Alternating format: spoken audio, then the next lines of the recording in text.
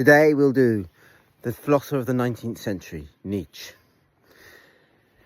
Nietzsche deconstructs Kant in one of the most hilarious passages written in philosophy.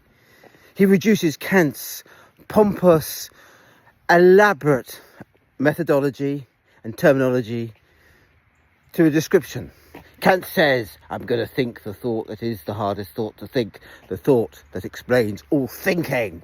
And in the end, what is his excuse? How does he explain thought?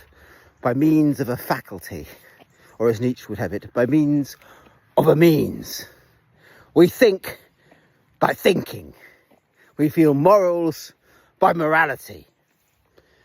And behind Nietzsche's point that a fudged lot of explanations are not explanations, they're merely reassertions of what you already know, is a deep point about thought, and about Western thought perhaps in particular.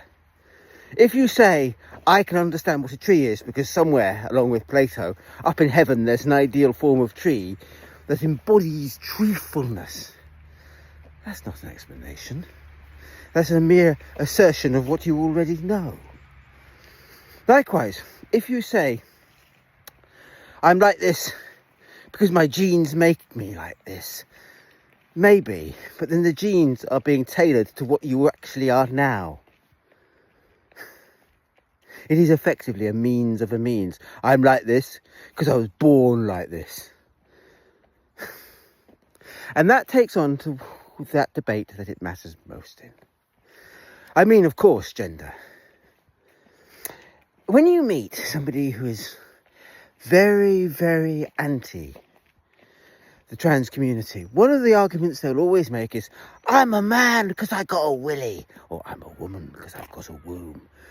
And one of the fun things, sad, odd things about it, is how self-conscious this remark makes.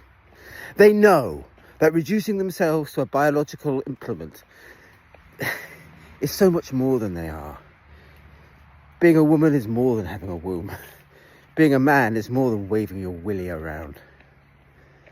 And the problem is with the gender argument is what they want to say is, I'm a woman because I'm a woman and they're not because they're not. But they know they can't. Because in the end, the means of a means argument founders against the actual face of difficult, hard reality. Some of my best male friends don't have willies, but I still drop TP campuses on them as I would my normal friends.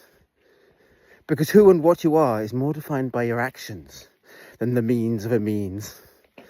That abstract principle you think makes you what you are.